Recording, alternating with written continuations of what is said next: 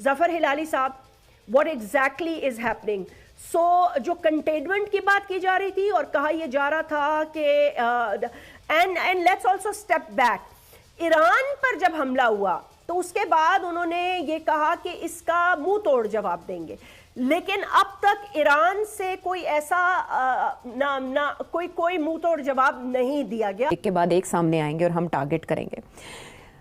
Iran की खामोशी ने, या ईरान, आपने ये तबसरा किया था कि ईरान अभी रिस्पांस नहीं देगा जब ईरान में इस्माइल हनिया साहब को निशाना बनाया गया। क्या ईरान की जानिब से रिटेलिएशन में ताख़ीर ने हल्लाशेरी दी इसराइल को? और इजरायली हमले में लबनान की मज़ाहमती तहरीक हिजबुल्लाह के सरबराह हसन नसरुल्लाह की शहादत पर एहतजाज जारी है। शहीद की गायबाना नमाज जनाजा कोयटा प्रेस क्लब के सामने अदा कर दी गई।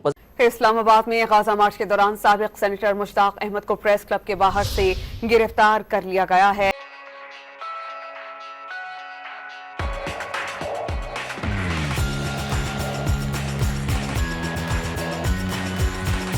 Which was expected कि चलो ठीक है, शायद मीडिएशन कराई होगी बाकी कुव्वतों ने, लेकिन अब इस अटैक के बाद आप क्या देखते हैं? देखें ना, लिबनान भी है, फिर सीरिया भी है, फिर इराक भी है, और फिर ईरान एक वो वाहिद कुव्वत है जो फुल फ्लेज, और उनके भी आयतुल्लाह ख़ामेनी साहब को भी एक ऐसी जगह पर छुपा दिया गया है। तो खदशा ये है कि वहां भी स्ट्राइक हो सकती है दोबारा। में शामिल हैं जितने मुल्क इसमें शामिल हो, वो है बेहतर मुसलमानों के लिए और फलस्तीनों के लिए। तो एक लिहाज से मैं समझता हूँ कि दिस वॉर इज गोइंग, जैसे हम जो इजराइल के खिलाफ जो लोग हैं, दे वुड लाइक भाई मार दिए गए, शहीद कर गए घानियां, ठीक है, कोई और हो जाएगा, शायद उससे भी ज्यादा बदतर हो इजराइल के लिए। Yes, mister so and so has gone, जो नसरुल्लाह साहब है वो चले गए हैं, वो शहीद हो गए हैं, उनके बाद कोई आएगा, नो प्रॉब्लम। जितना देर तक ये जंग चलता है उतना नुकसान होगा इजराइल को, उतना नुकसान होगा अमेरिका को, जो बेसिकली ये जंग चला रहा है। आप देख रहे हैं अमेरिका के अंदर क्या हो रहा है, वो क्या लोग कह रहे हैं, और आप देख रहे हैं कि बाल बाल दुनिया बच गई है वर्ल्ड वॉर से। किधर? यूक्रेन में। आपको याद होगा कि रूस, पुतिन ने कहा था कि अगर न्यूक्लियर पावर एक यूक्रेन को मदद करें और मिसाइल्स दें, और वो मिसाइल्स हमारे न्यूक्लियर साइट पे आके गिरे, तो that is we will retaliate with nuclear weapons. मैं कहता हूँ 1 दिन 2 दिन रह गए थे और ये जंग हो जाना था, मगर बच गए। इसलिए कि उन्होंने दे बैक ट्रैक, अमेरिका ने कहा नहीं, हमारे मिसाइल हम यूक्रेन को नहीं देंगे रशियन न्यूक्लियर साइट्स को अटैक करने। तो मैं तो समझता हूँ तो ये बेहतर है, एक छोटा सा मुल्क है, 8-10 मिलियन का एक छोटा जजीरा है, उसको अमेरिका चला रहा है, वो कब तक लड़ेगा? नहीं, और लड़ाई का कोई, देखे ना, लड़ाई का कोई मतलब every war has some rules. So बात फिर अमेरिका फिर 2 स्टेट्स की बात करता है, फिर ये भी कहता है कि जी हम चाहते हैं कि बातचीत हो, और हम चाहते हैं कि इसको रोका जाए, और हम ये भी चाहते हैं। और आपने देखा होगा कि नेतन्याहू जब स्पीच के लिए गए तो most of the countries walked out of the UN general assembly. देखिए, मैं भी जनरल असेंबली में 3-4 साल गुजारा हूँ एज हमारे मिशन में, और मैं आपको ये बता सकता हूँ कि दैट इज नो, उठ के चले जाते हैं, जिसकी आप इज्जत नहीं करते हैं, जिसको आप सुनना नहीं चाहते हैं, डेलीगेशंस उठ के चले जाते हैं। इजराइल को कोई नहीं सुनना चाहता था तो उन्होंने बॉयकॉट कर दिया। This keeps happening. मगर सबसे बड़ी चीज हमें देखना चाहिए कि एक मुल्क जो लांडी, पाकिस्तान का कराची के बाहर जो एरिया है, उतना बड़ा है, उस मुल्क पूरी दुनिया के साथ क्या लड़ सकता है? अमेरिकन तो नहीं मर रहे हैं, बल्कि अमेरिकनों को मैं समझता हूँ एक दिन ऐसा आएगा कि उनको अपने फोर्सेस भेजने पड़ेंगे इजराइल को बचाने के लिए। तो वो कह चुके हैं ना कि हम भेजेंगे, उन्होंने कब पीछे हटे? उन्होंने तो कहा है कि अगर इजराइल को खतरा हुआ तो हम अपने जंगी जहाज रवाना कर देंगे, बल्कि कर चुके हैं। तो अगर वो भेजेंगे, चीन ने कहा है, रूस ने कहा है कि हम ईरान की मदद करेंगे, it is up to them.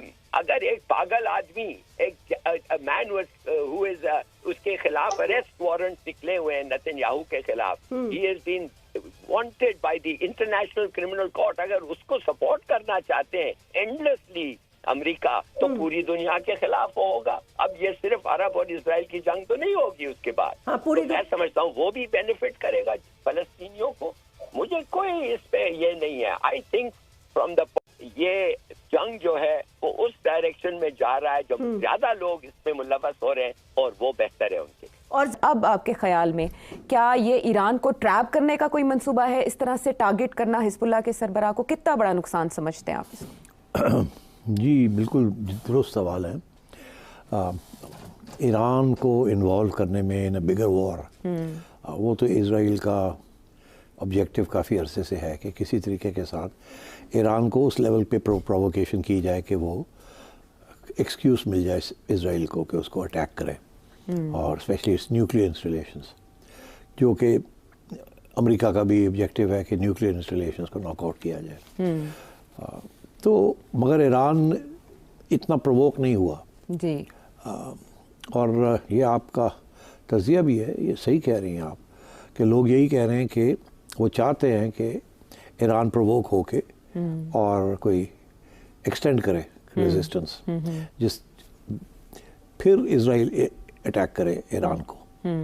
अब इजराइल की तरफ से 2-3 पैगाम दिए गए हैं। एक का जिक्र अभी आपने किया कि वो कहते हैं कि हम और भी अटैक्स करेंगे जी। दूसरी ये कि जो यूनाइटेड नेशंस में नेतन्याहू साहब ने कहा है कि हमारे पास ऐसे हथियार भी हैं कि हम हर कोने में पहुंच सकते हैं, ईरान की हर जगह पहुंच सकते हैं। हाँ। और तीसरी बात ये जो नसरुल्लाह को असैसिनेट किया है जी, इसके साथ ये वाजे हो गया कि वो जो सारी टैक्टिक्स थे हिजबुल्लाह के कि अंडरग्राउंड बंकर्स जी, उनको उन्होंने बंकर ब्रेकिंग बॉम्ब्स के साथ तोड़ दिया जी। बंकर बस्टर, बंकर बस्टर्स ये अमेरिका के पास है जी। ये इल्ज़ाम भी लगाया गया है ईरान की तरफ ये से। अमेरिका ने सप्लाई किए हैं उनको। हाँ, लेकिन ईरानी सदर कह रहे हैं हमें पता ही नहीं है। नहीं, जाहिर है वो क्या कहे, हमें पता है तो फिर चुप कर जाए उसके बाद। वो तो इस वक्त बड़े मुश्किलात का सामना है जो बाइडन कि एक तरफ जो बाइडन कहता है कि जी हमने एंथनी ब्लिंकन जो कि उनका सेक्रेटरी है उसने 11 चक्कर लगाए हैं मिडल ईस्ट के जी, इसी कोशिश में कि किसी तरीके के साथ कोई सीज फायर हो और जंग ख़त्म हो। एक तरफ तो ये वो दिखाना चाहते हैं जी। दूसरी तरफ जो फंडिंग हो रही है इजराइल की, कांग्रेस सपोर्ट जो मिल रही है अमेरिकन कांग्रेस से और अमेरिकन की जो अंदर जो इजराइल की जो लॉबी है उनकी तरफ से जो पैसे मिल रहे हैं और हिमायत मिल रही है, वो एक अलग बात है। तो इसलिए नेतन्याहू को तो कोई किसी किस्म की परेशानी नहीं है। He has the full support, जो इफेक्टिव सपोर्ट। अब और जब भी कोई इशू बनता है तो अमेरिकन जो है वो वीटो इस्तेमाल करके रेजोल्यूशन को ख़त्म कर देते हैं जी। अच्छा, अब मैं समझता हूँ कि इसराइल की ये बड़ी सोची समझी ये स्ट्रैटेजी है कि हिजबुल्लाह को न्यूट्रलाइज किया जाए। अच्छा। अब मैं आपको बताऊं क्यों। देखिए, हिजबुल्लाह